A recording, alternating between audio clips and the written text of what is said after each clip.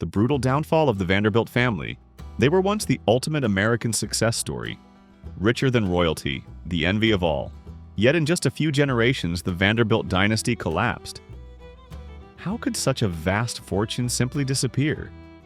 What secrets and choices destroyed a dynasty? Let's dive into the rise and brutal downfall of the richest family in history. Stay with us. What happened next will surprise you, and the truth behind might change how you see wealth forever. The origins of the Vanderbilt name, from servant to symbol of power.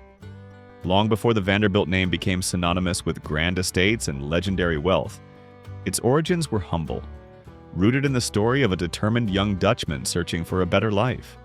In 1650, a man named Jan Heiress made a life-altering decision to leave his home in Biltmore, a small town in the Netherlands, and set sail for the promise of America. He arrived in the bustling colonial outpost of New Amsterdam, which would one day grow into the metropolis of New York City. Like so many immigrants of his time, Jan brought little with him but grit, hope, and a willingness to work hard for a fresh start. Upon his arrival, Jan found employment as a servant with the wealthy Vanchoven family, spending his early years laboring in service of others. But despite his modest circumstances, Jan made a small yet pivotal choice that would change his family's story forever. He combined the Dutch preposition van, which means from, with the name of his hometown Biltmore, to create a new surname, Vanderbilt. It was a simple act, but it marked the very first building block of what would, centuries later, become one of the most recognizable family names in American history. Jan Heiress could not have imagined the significance his new surname would eventually carry. For nearly 2 centuries and 5 generations, the Vanderbilt family lived quietly, unremarkable among the many other immigrant families who called America home. Yet the seeds of ambition, perseverance, and a willingness to reinvent were already sown. It wasn't until much later that the Vanderbilt name would become a symbol of power, luxury, and influence. But the story all began with a servant's bold leap into the unknown and the creation of a name that would echo through American history. Cornelius Vanderbilt, the rise of the Commodore. Cornelius Vanderbilt's story is one of extraordinary ambition, fierce determination, and a relentless drive that would reshape the American economic landscape. Born in 1794 on Staten Island, New York, Cornelius entered the world in far from privileged circumstances. His family was poor and life was a daily struggle. By the time he was just 11 years old, Cornelius had left school behind, compelled by necessity to help support his family. He began working on boats, hauling cargo across the waters around New York, developing a toughness and resilience that would serve him well throughout his life. At age 16, armed with only a $100 loan from his mother, Cornelius purchased a small sailboat and began ferrying goods and passengers in New York Harbor. The business was small, but his hunger for success was immense. Cornelius quickly proved himself to be a shrewd and aggressive businessman, expanding his ferry operation and eventually building a flourishing shipping empire. As the country grew and technology advanced, he recognized the next big opportunity: railroads. True to his reputation as an innovator and risk-taker, Cornelius poured his growing fortune into rail lines, snapping up valuable routes and consolidating control over some of the most lucrative transportation corridors in the country.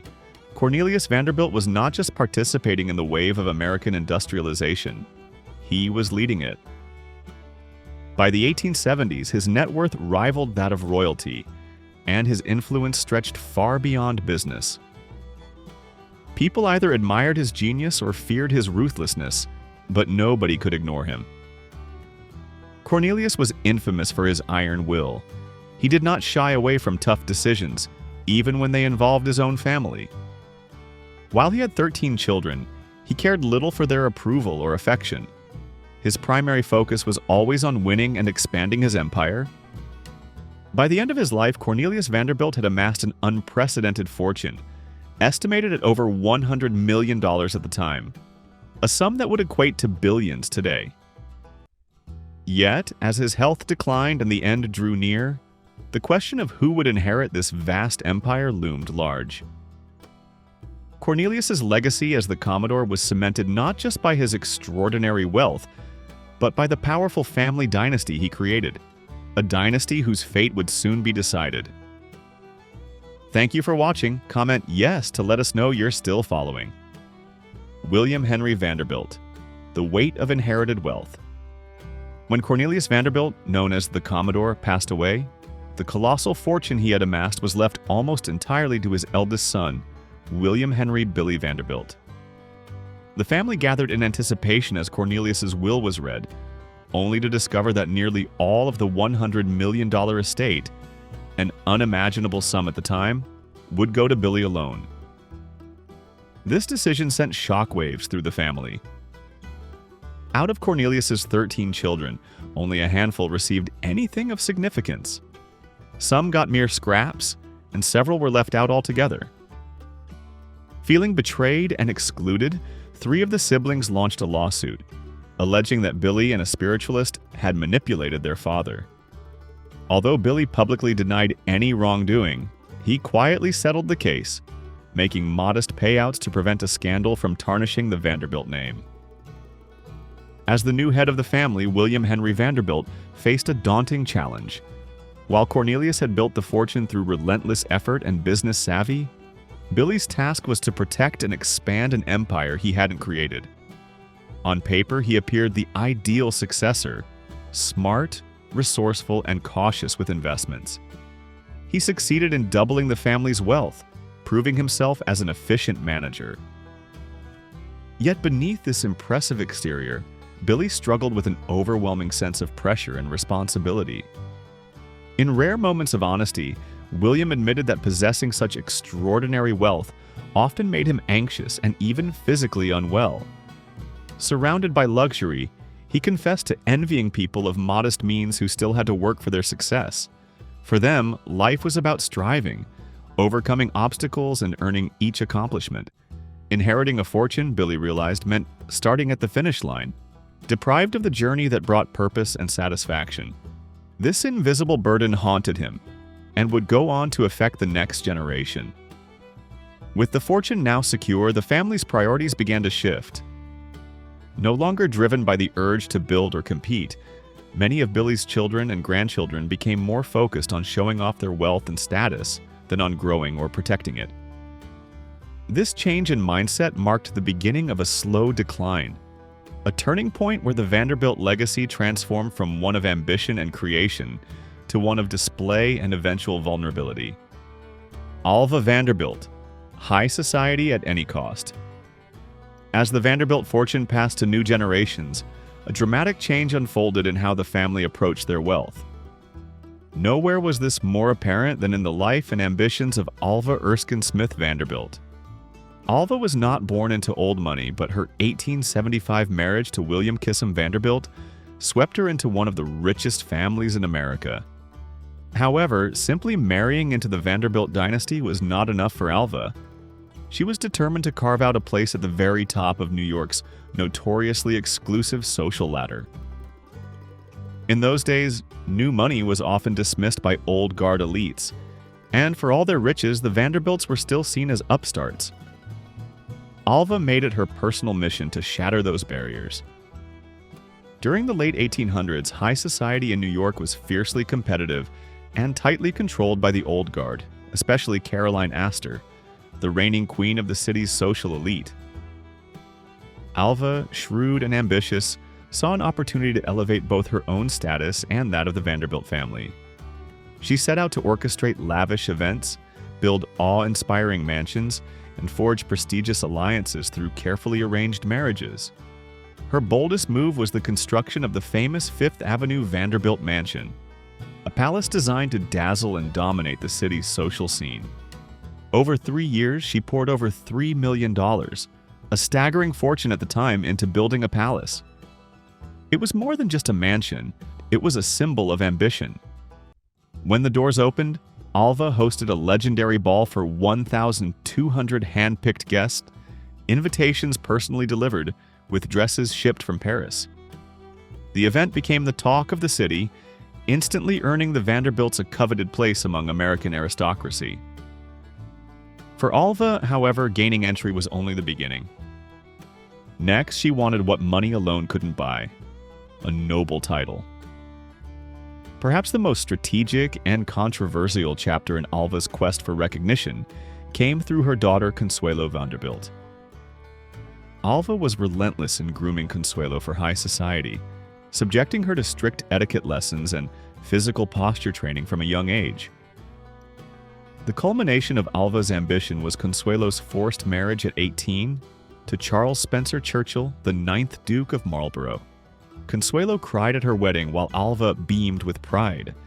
It was a union of convenience. Consuelo's enormous dowry saved the Duke's crumbling English estate, while Alva achieved her dream of a Vanderbilt duchess. Yet, beneath the glittering surface, the marriage was deeply unhappy. Consuelo and the Duke shared little affection, both victims of social expectations and financial arrangements. The marriage endured for 26 unhappy years, with Consuelo eventually reclaiming her freedom, but not without scars. She became the living proof of how far Alva would go for status. As if this weren't enough, Alva shocked society once more by divorcing William Vanderbilt, a near scandal in an era when divorce was still frowned upon. Alva accused him of infidelity and walked away, defying every expectation.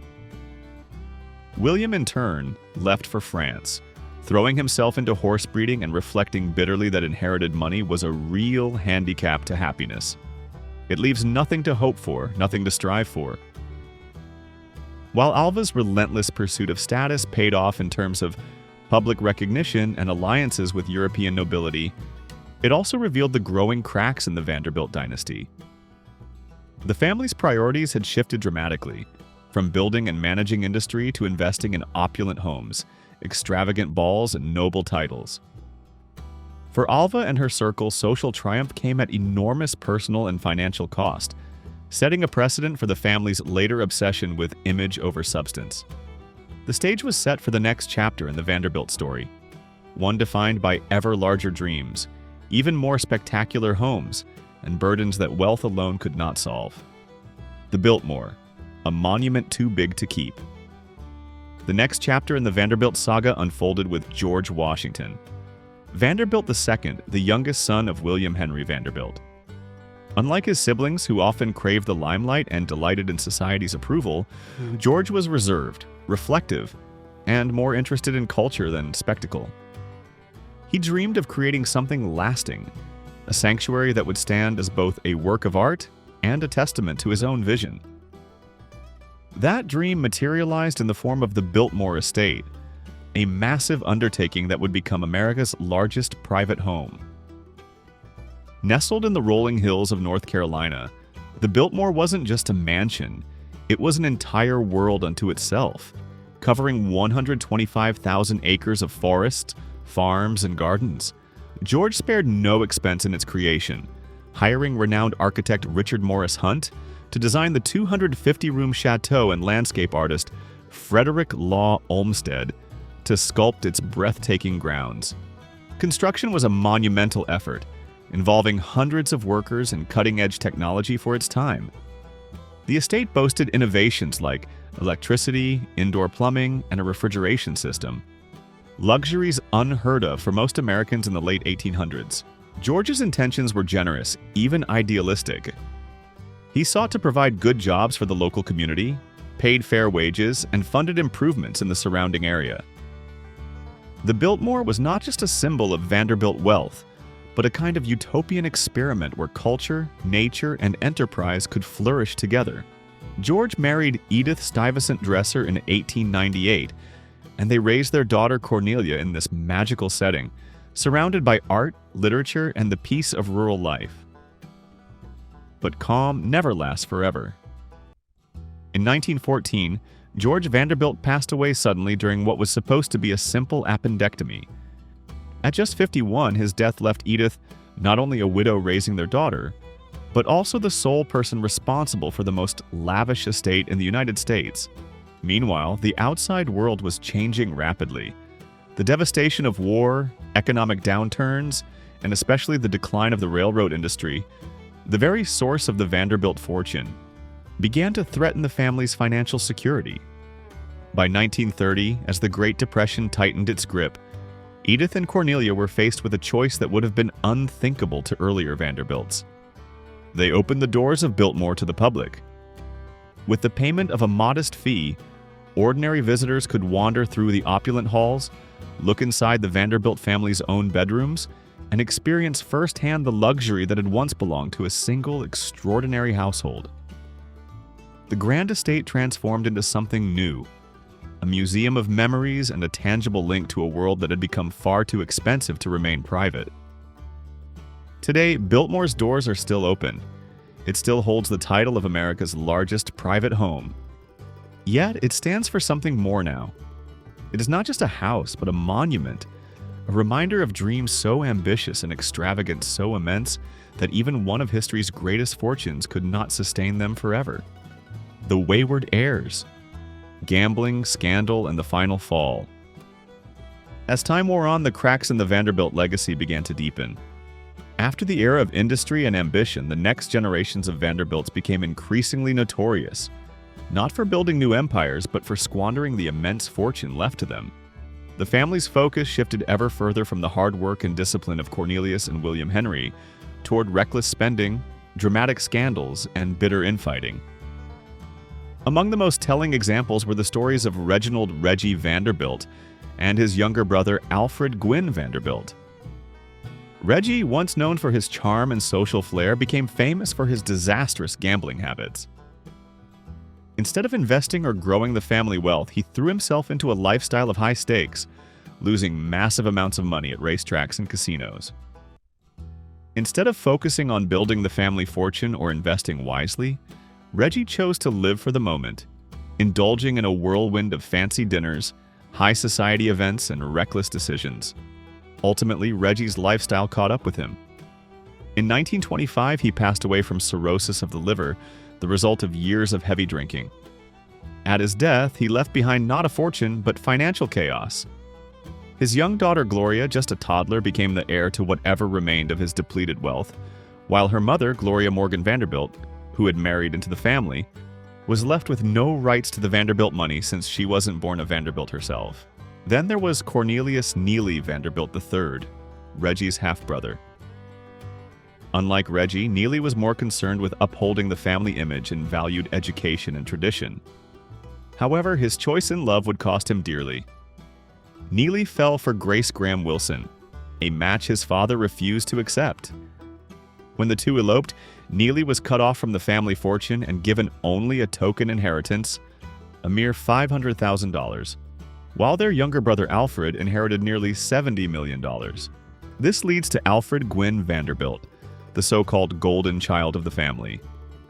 He managed parts of the family's railroad holdings and maintained a reputation as a polished businessman.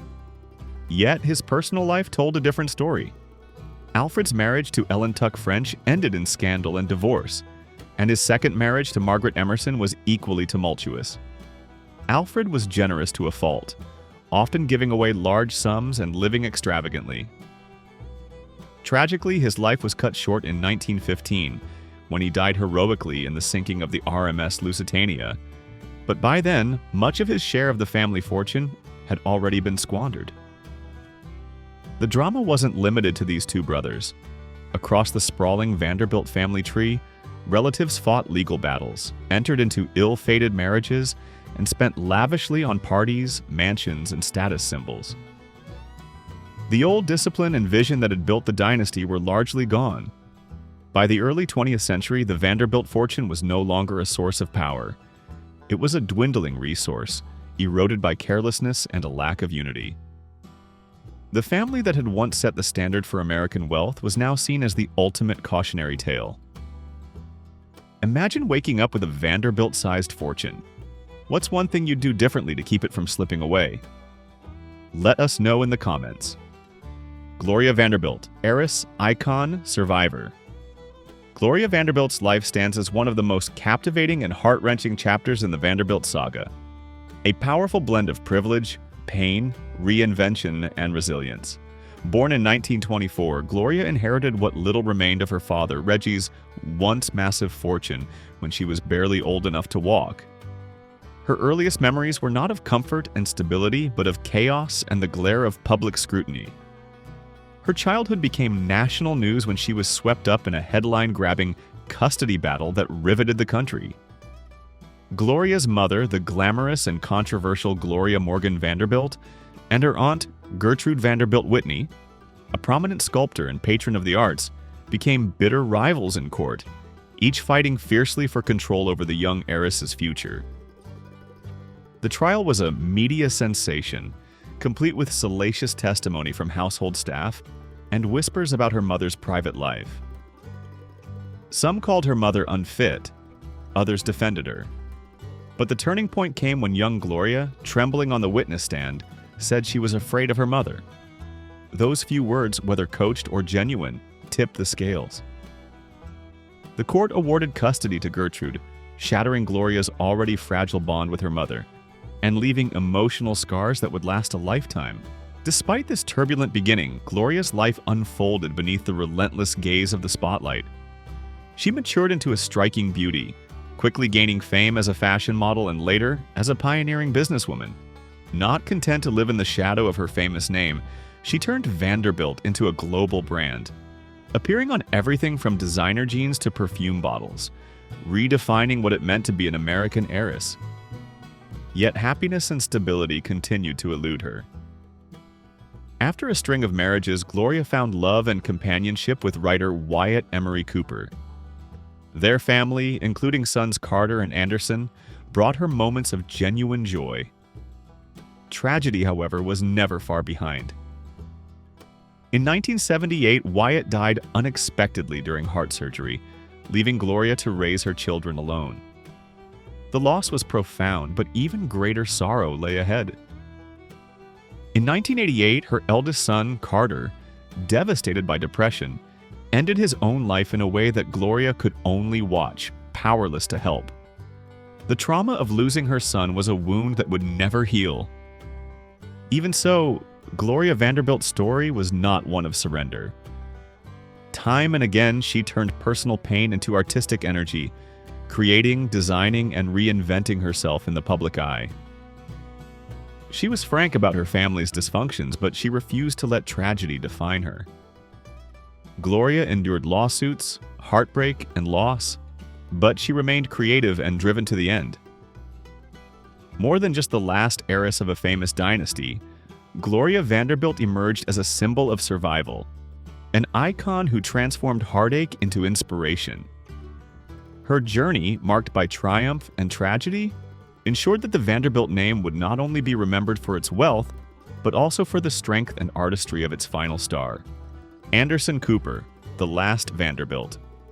When Anderson Cooper stepped into adulthood, the Vanderbilt fortune was already a distant echo, its dazzling era long since faded. Gone were the days of private railroads, glittering balls in marble-clad Manhattan mansions, and the unspoken power that came with the most recognized surname in America. What remained was only the name itself, a symbol of vanished wealth, a story now part of history rather than a current reality. Unlike his ancestors, Anderson had no interest in living off the shadow of past glory. Born in 1967, he grew up at the intersection of privilege and pain. His mother, Gloria Vanderbilt, was herself a survivor, famous as both an heiress and an artist, but marked by public struggles and family tragedy. Anderson lost his father, Wyatt Emery Cooper, when he was just 10 years old, a formative blow that left him feeling unmoored. The pain deepened a decade later when his older brother Carter, brilliant and sensitive, took his own life while Anderson watched helplessly. Such loss would have broken many, but Anderson used these hardships to forge his own path, refusing to let the Vanderbilt legacy define him. From an early age, Gloria made it clear, "There's no trust fund waiting for you. You'll have to make your own way." Anderson absorbed this lesson and chose to strike out on his own, determined to build a career based not on his last name, but on real work and personal integrity. He didn't settle for an easy road. Anderson rejected offers to become a society columnist or a celebrity personality. Instead, he sought truth on the front lines. He began as a fact-checker and war correspondent, going to dangerous places few would dare. Whether reporting from the rubble of natural disasters, conflict zones, or hurricane-ravaged coastlines, Anderson developed a reputation for fearless, hands-on journalism. He earned respect not through family connections, but through commitment, empathy, and a willingness to chase the stories that mattered. In interviews, Anderson has always been forthright about the complicated legacy he inherited. He neither romanticizes the Vanderbilt past nor runs from it. Instead, he acknowledges both the extraordinary achievements and the spectacular downfall. For Anderson, the family saga isn't just about wealth. It's a cautionary tale about hubris, loss, and resilience. Today, Anderson Cooper is recognized as one of America's most trusted news anchors. Unlike previous generations, he rarely invokes the Vanderbilt name unless asked. His reputation is built on showing up, asking the hard questions, and connecting with audiences through honesty and compassion. He's redefined what it means to be a Vanderbilt. Not someone who lives off past accomplishments, but someone who creates value in the present. The generational shift became especially clear in 2021, when Anderson welcomed his son, Wyatt Morgan Cooper. Rather than promising vast wealth, Anderson publicly stated that he would not leave behind a massive inheritance. Instead, he wanted to give his son the tools that matter most: kindness, integrity, and purpose. That decision marks a true break from old traditions, a new chapter for a family once defined by money. In the end, while the Vanderbilt name once adorned mansions and railroad empires, Anderson Cooper has built something more enduring. His legacy is not about opulence, but about meaning, proving that what you create through character and hard work outlasts anything you simply inherit. Do you think today's richest families could end up like the Vanderbilts, losing it all? Why or why not? Legacy lost. How the Vanderbilts burned through billions. Cornelius Vanderbilt didn't simply amass a fortune. He constructed the most formidable private dynasty in the United States during the Gilded Age.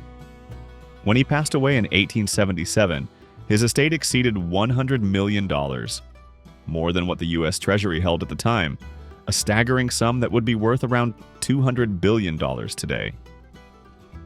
This was a level of wealth that rivaled royalty. Yet in less than a century, and within just 4 generations, that mountain of money had nearly vanished. The real puzzle isn't just where the money went, but why it evaporated so quickly. What mistakes doomed the Vanderbilt empire? The most glaring culprit was their outrageous spending. The Vanderbilts didn't just live well, they indulged in ways that bordered on the fantastical. One family member famously threw a party that, in today's dollars, would have cost $5 million, just to impress an already wealthy crowd. Another built not 1 but 10 grand mansions on Fifth Avenue. When a family yacht was lost at sea, the solution wasn't grief. It was to order an even bigger one, simply to keep the peace at home. Their extravagance knew no bounds. Dining on horseback, importing marble for vacation homes, lighting up the sky with fireworks at private weddings. All this while most Americans earned just a few $100s a year. The Vanderbilts seemed to burn through money faster than anyone could imagine. The trouble wasn't only in how much they spent, but in their timing. When the Great Depression struck, the family had plenty of valuable assets but very little cash. To keep up appearances, they were forced to sell off magnificent properties and priceless artwork for pennies on the dollar. One mansion that had cost $11 million to construct was sold for under $100,000. Masterpieces that could have fetched millions disappeared from the family's collection almost overnight. Their downfall also stemmed from a lack of income-producing investments. Unlike contemporaries such as the Rockefellers, DuPonts, and Fords, who spread their money across new industries and ventures, the Vanderbilts clung to railroads. They never diversified into oil, steel, or real estate in any meaningful way. When the railroad business faltered, so did their fortune, slowly, inexorably, and with little fanfare. But at its core, the Vanderbilt collapse was also psychological. Cornelius himself once observed, "Any fool can make a fortune. It takes a man with brains to hold on to it." He built his empire on determination and cunning, and his son William Henry doubled the family's riches in less than 10 years. But after William's untimely death, that hunger and discipline faded. The third generation produced heirs, not builders. Men who chased social standing instead of innovation. Women prepared to marry into titles rather than forge new paths. With money came complacency, and the will to achieve slowly disappeared. By 1973, at a family gathering at Vanderbilt University, 120 of Cornelius's descendants came together, and astonishingly, not a single one was a millionaire. The dynasty that once outshone the U.S. government in wealth now stood as a warning. America's royal family lost their crown not to competitors but to their own decisions. This meant you were rich in the 1960s. Think being rich in the 1960s meant diamonds and limousines? Think again. Sometimes all it took was a second bathroom or a color TV to turn heads. Let's rewind to a time when everyday luxuries told the world you'd made it without saying a word. The second car. Back in the 1960s, having two cars in the driveway wasn't just convenient, it was a full-blown statement. One car meant you were doing just fine, but two? That was the dream. That second car said something loud and clear. This family had made it. Most households back then managed with one vehicle, usually Dad's, used for commuting to work or running the big errands. But when a family had another set of wheels just for Mom, or for weekends and showing off, that was next-level living. It meant freedom, flexibility, and a touch of luxury. I remember hearing a kid at school say, "My mom has her own car," and the rest of us stood there stunned, like he just told us she had a yacht parked out back. And if that second car was a Cadillac? That wasn't just comfort, that was prestige. Those cars glided down the street like royalty, with tail fins so sharp they looked like they could take off. Cadillacs weren't just transportation, they were symbols. Owning one said you didn't just have money, you had style. More than anything, two cars changed how a household worked. Mom didn't have to wait for Dad to bring the car home just to get groceries or visit a friend. She had keys of her own. That freedom reshaped the day-to-day rhythm. The dishwasher. Back in the 1960s, having a dishwasher in your kitchen wasn't just about convenience. It was a full-on status symbol. If you walked into someone's home and saw one humming away under the counter, you knew right away. These folks were doing well. Most families were still scrubbing pots and pans by hand, stacking dishes in the sink after every meal. But if you had a machine to do all that work for you, that meant you'd made it. Dishwashers were shiny, modern, and a little bit magical. They gleamed under the kitchen light like a piece of science fiction brought to life. People didn't just use them, they showed them off. Guests would comment, relatives would whisper, neighbors might just happen to stop by and ask for a look. It was more than an appliance, it was a conversation piece. And let's be clear, dishwashers weren't cheap. At a time when every dollar counted and people prioritized practical needs, spending hundreds on something that just washed your plates meant you had money to spare. Ads from the era didn't shy away from that either. They promised ease, elegance, and a little bit of glamour for the American housewife. In a world before microwaves and smart homes, the steady hum of a dishwasher felt like a promise of the future. The American Express card. Back in the 1960s, there were a few subtle ways to show you'd made it. And one of the most powerful was slipping an American Express card out of your wallet. It might seem simple now, but back then, that little card spoke volumes. It wasn't something you saw every day. In fact, most people never even held one. See, credit cards weren't mainstream like they are today.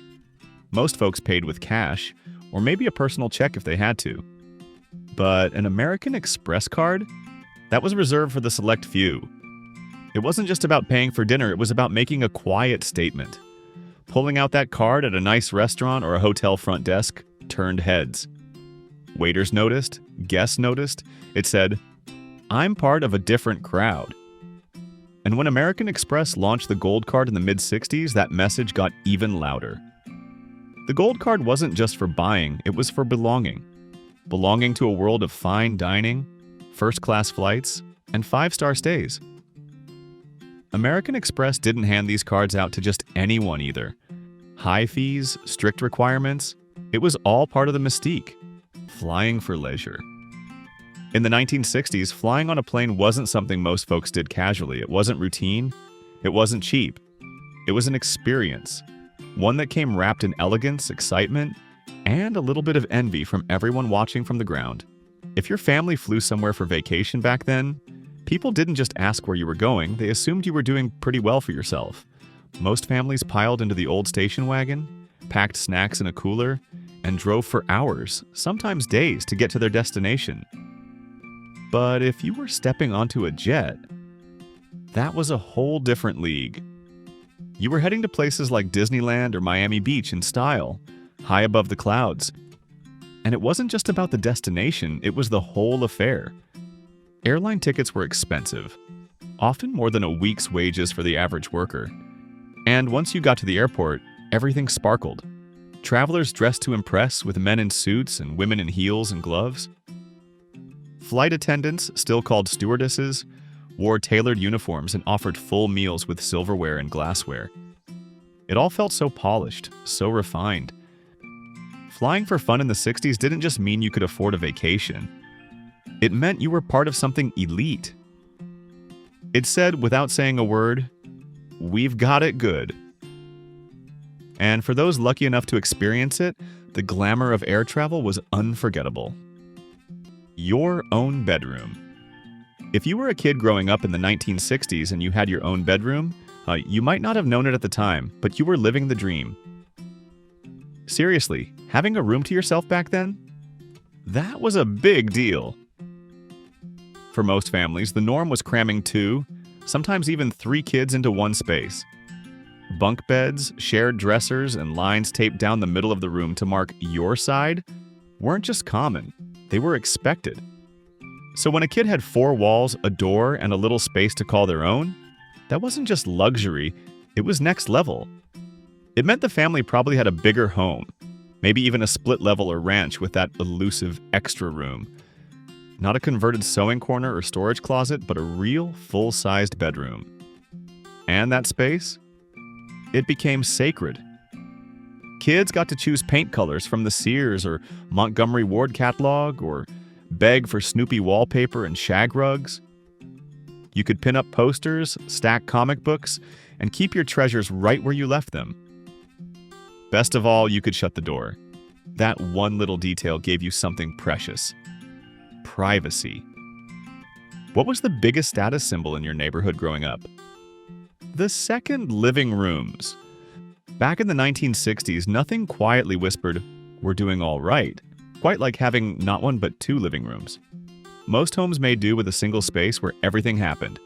TV watching, dinner trays on laps, kids doing homework on the floor. But if a house had a second room that was purely for looks, that was a whole different story. This was the formal living room. And believe me, it wasn't for lounging. You didn't sprawl out in there with a bowl of popcorn or flip through TV channels. In fact, a lot of the time, you didn't sit in there at all. The furniture was pristine, often covered in thick plastic that made a loud crinkle if you dared to shift your weight. The curtains stayed drawn to protect the upholstery from fading. The carpet? Vacuumed in perfect lines. Everything had its place, and it stayed there. That room was for guests, for holidays, for special visits from relatives or the pastor. It was a room that said, "We take pride in our home, and we can afford to." The fur coat. In the 1960s, if you saw a woman glide into a room wrapped in fur, you didn't have to ask questions. You knew. That coat wasn't just for warmth. It was a declaration. While most winter coats were all about function, wool blends, heavy buttons, and collars that barely kept the chill out, a fur coat was something else entirely. It was elegance. It was luxury. It was quiet, undeniable status. Whether it was a full-length mink that brushed the knees or a cropped fox jacket with a satin lining, fur meant you'd made it. Or you married someone who had. These coats weren't impulse buys. They were chosen with care, sometimes gifted for milestone anniversaries, and often passed down like family treasures. I still remember the year my cousin's fiancé showed up to Christmas in a fur coat. The room actually fell silent. It shimmered under the tree lights, swaying with every step like she'd just walked off a movie set. And the cost? Let's just say you could feed a family for months on what some of those coats cost. Even storing and maintaining a fur was a commitment. Special cold storage in the off-season, professional cleaning, and handling it like fine china. In the 60s, fur wasn't just fashion. It was a symbol of arrival, a tradition, a treasure, and a little slice of Hollywood right in your hometown. When she walked in draped in fur, she didn't have to say a word. That coat said it all. The hi-fi stereo system. In the 1960s, if your family had a hi-fi stereo system sitting in the living room, you weren't just playing music, you were making a statement. These weren't little radios on the kitchen counter, no, these were furniture. Long, sleek wooden consoles, sometimes 6 feet wide, finished with polished veneer and gleaming like something you'd see in a showroom. A hi-fi system didn't just play records, it turned your house into a private concert hall. You drop the needle on a Dean Martin LP or a Dave Brubeck jazz session, and suddenly, it was like they were right there in the room with you. Warm, rich, room-filling sound that wrapped around you like a cashmere blanket. Music wasn't just background noise, it was an event. I remember my neighbor's dad proudly showing off his Macintosh amplifier.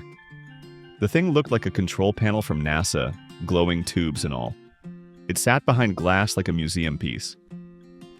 And heaven help the kid who even thought about touching it. These systems weren't cheap. They cost serious money, and building up a record collection to match? That was a hobby for the well-off. Most folks made do with a tabletop radio or a simple record player. But if you had a hi-fi setup, that meant you didn't just love music, you had the money to make it sound just right. TV Guide. Long before streaming, VCRs, or even the luxury of a DVR, there was one way to stay ahead of the television curve, and it came in the form of a glossy little magazine by the checkout line. In the 1960s, picking up a copy of TV Guide wasn't just a convenience. It was a quiet nod to being in the know. If your family had it sitting on the coffee table, you weren't just keeping up with your favorite shows, you were part of something modern, something a little more polished. Sure, most folks made do with the listings printed in the local newspaper, but TV Guide? That was next level. It didn't just tell you what was on, it showed you. Full-color photos of your favorite stars, interviews, behind-the-scenes gossip, and episode previews made it feel like Hollywood was stopping by for a visit. I still remember flipping through it on lazy Saturday mornings in my pajamas, circling my must-watch shows with a red pen while nursing a glass of Tang. There was something exciting about planning your week around those listings. Something official. And in a time when TV was scheduled and you either watched it live or missed it entirely, TV Guide gave you a sense of control. It made television feel important. It made you feel prepared. And maybe, just maybe, it said your household had its act together. Central air conditioning. In the 1960s, stepping into a home cooled by central air wasn't just refreshing, it was like stepping into the future. Most folks were still battling the heat with box fans humming in the windows or clunky, loud window units that barely cooled the room they were in. But central air? That was something else entirely. It was quiet. It was even. It was luxurious. And more than anything, it was rare. I still remember the first time I walked into a house with central air. It didn't just feel cooler, it felt fancier. The air moved gently, like the house was breathing. Everything inside felt cleaner, crisper, more put together. Even the furniture somehow looked better in that perfectly chilled space. It was the kind of comfort that made an impression, and people noticed. If an HVAC truck pulled into someone's driveway, the neighborhood grapevine lit up. "Looks like the Thompsons are upgrading," someone would mutter. Translation: they're doing well, because central air wasn't cheap.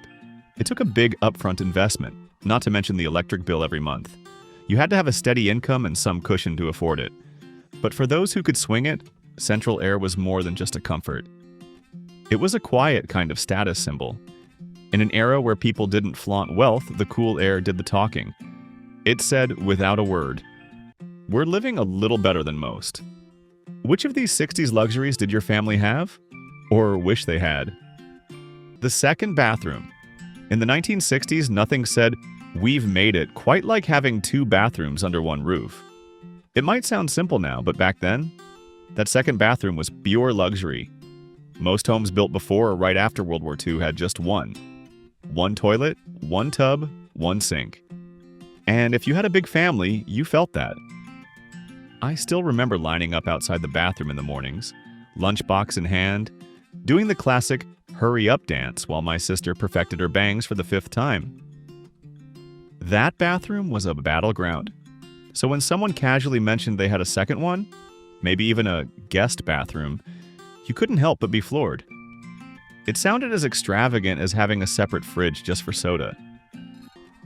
But here's the thing, it wasn't just about avoiding arguments. A second bathroom meant comfort, convenience, and most importantly, it meant money. Whether it was added onto the house or came with a new build, it was an investment. Plumbing wasn't cheap, and homes with 2 bathrooms didn't come around every day. For parents, it offered a sliver of privacy. For kids, it meant fewer morning meltdowns. And for visitors, it made an impression. You didn't need to brag. That second bathroom did all the talking. It was modern, it was practical, and in a time when space was sacred, it quietly said, "We're doing just fine." The color television. In the 1960s, nothing turned heads or turned neighbors green with envy, like a color television. If your family managed to bring one of those into the living room, it wasn't just another appliance. It was a glowing symbol that you were ahead of the curve. You didn't just watch TV, you experienced it. Most folks were still watching black and white sets, squinting through static and fuzzy images. But then came color. Bright, bold, and almost surreal. It was like watching the world open up right in your living room. Suddenly, Bonanza wasn't just a Western, it was a cinematic event. The wonderful world of Disney? It truly became wonderful with all those colors leaping off the screen. And the price? Let's just say color TVs didn't come cheap. In the early 60s, buying one could set you back several $100s. That's weeks or even months of pay for most families. But for those who made the leap, they became the talk of the neighborhood. Friends and neighbors would come over just to watch the big game or a holiday special in full color. It was a shared experience, and a little peek into a future everyone wanted. Some families even had more than one TV, and that was something else entirely. That wasn't just luxury, that was a statement. Because back then, a color television didn't just change how you saw the world, it changed how the world saw you. The 2-story house. In 1965, if you wanted to spot the fancy house on the block, there was a simple trick. Just look up. If it had stairs, chances were that family was doing pretty well. In a decade when ranch-style homes were popping up everywhere, one floor, low to the ground, simple and efficient, the 2-story house stood out. It didn't just say, "We have more space." It said, "We've moved up in the world," literally and figuratively. Those extra steps meant more bedrooms, more privacy, and usually a bit more style. Maybe even a den tucked away in the back, or a formal dining room that only got used on holidays. I remember going over to a classmate's house once. He had an upstairs playroom and his own bathroom. I thought I'd stepped into a hotel. And the intercom system on the wall. That felt like something out of the Jetsons. But the real luxury of a second floor was the separation it offered. Parents downstairs, kids upstairs, grown-up space and kid space. That kind of layout gave everyone room to breathe. And in a time when square footage was a point of pride, those stairs were more than just architecture. They were a symbol. A subtle way of saying, we've made progress. We've got choices. The housekeeper. In the 1960s, if your mom wasn't mopping the floors, stirring a pot roast, and hollering at you to set the table all at once, you might have had something special, a housekeeper. And let me tell you, that wasn't common. That was next-level living. Most families ran a tight ship, usually on one income. Moms wore a dozen hats: chef, maid, chauffeur, referee. Every chore done by hand was a point of pride. So when a household could afford to bring in someone to help with the cleaning, that wasn't just about convenience. That was a clear signal that your family had a little extra padding in the bank account. I still remember going over to a friend's house where everything sparkled. The windows were so clean you'd think there wasn't any glass in them. The carpets had those perfect vacuum lines, not a speck of dust anywhere. Their housekeeper wore a neat uniform and even addressed my friend's mom as ma'am. It felt more like a hotel than a home. But it wasn't just about the spotless surfaces. It was the sense of order, the calm, the polish. In a time when guests could drop by without notice and appearances mattered, a pristine house made an impression. And having someone else help keep it that way? That quietly said, we're doing more than fine. Private school. In the 1960s, nothing stood out more at the bus stop than a kid in a neatly pressed blazer, polished shoes, and a leather satchel slung over one shoulder. While the rest of us waited in hand-me-downs and scuffed sneakers, that kid looked like he stepped off a magazine cover. And where was he headed? Not to the neighborhood school, but to a private academy miles away. Back then, sending your child to private school wasn't just about education. It was a full-blown statement. Most families trusted the local public schools, which were often overcrowded but decent. Private schools, though, they were on a different level. Uniforms, classical curriculum, small class sizes, and tuition bills that could make your eyes water. These weren't just schools, they were launching pads. I remember a boy in our neighborhood who went to a prep school out of town. His dad drove him every morning in a shiny Buick Riviera. His lunch came wrapped in waxed butcher paper, not a brown bag like the rest of us. His shoes were always spotless. He didn't just look different, he lived different. Private school meant more than just Latin and algebra. It meant structure, status, and access. Parents weren't just investing in learning, they were buying into a future of polished manners, high expectations, and high-powered connections. And for families who could afford it, it was one of the clearest signals of all. We're not just getting by, we're building something bigger. Thank you for watching. To continue with more content, comment 1 to let us know you're still following. The vacation home. In the 1960s, if your family had not one but 2 refrigerators, one in the kitchen and another up at the lake, you were part of a very exclusive club. That second fridge usually meant something bigger, a second home. And let me tell you, in a decade when most folks were focused on paying off just one mortgage, owning a vacation property was the ultimate sign that your family had arrived.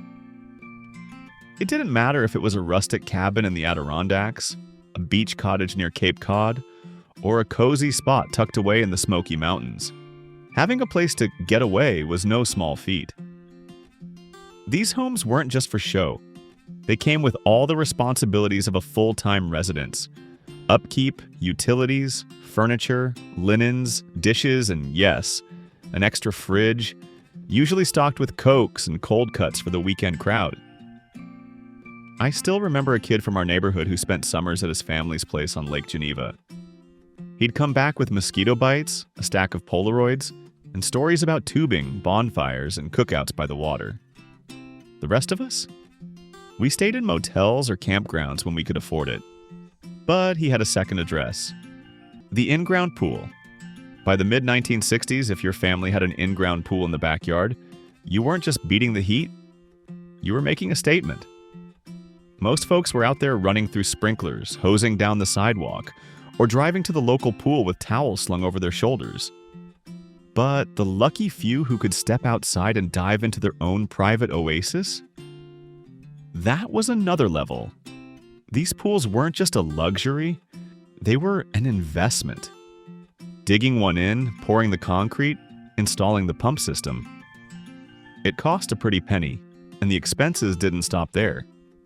You had to keep it clean, pay the utility bills, and maybe even hire someone to maintain it. But for those who could swing it, worth every dime. I still remember the Patterson family 2 streets over. Their pool had underwater lights that shimmered after sunset, a diving board the kids fought over, and even a little tiki bar set up where the adults sipped drinks that definitely weren't just iced tea. Come summer, their backyard turned into the neighborhood hotspot. Cookouts, pool parties, music playing through those big wooden speakers. It felt like something out of a postcard. Above-ground pools were nice. But an in-ground pool? That was elegance anchored in concrete. It said your family didn't just survive the summer, you owned it. The boat. In the 1960s, the ultimate flex wasn't a flashy car or a big house with 2 bathrooms. It was owning your own boat. And not just a beat-up rowboat or something you drag to the lake on the weekends. We're talking sleek, gleaming cruisers. A Chris-Craft with polished wood, chrome railings, and a name like Seabreeze or The Escape painted across the stern in perfect script. That was the dream. Most families back then spent their weekends mowing the lawn, working on the car, or fixing up the house. But if you were pulling a boat behind your Cadillac or had one docked at the marina, that meant you were living in a different world. A world with leisure time, extra income, and a taste for the finer things. I still remember the day a neighbor pulled onto our street with a stunning Chris-Craft behind his car. You could smell the varnished mahogany before he even shut off the engine. The whole block came out to look. It didn't just look expensive, it felt expensive. Like something straight out of a magazine ad. Owning a boat wasn't just about having fun on the water, it came with real costs. Maintenance, fuel, marina fees, and insurance. That's why only a select few could swing it.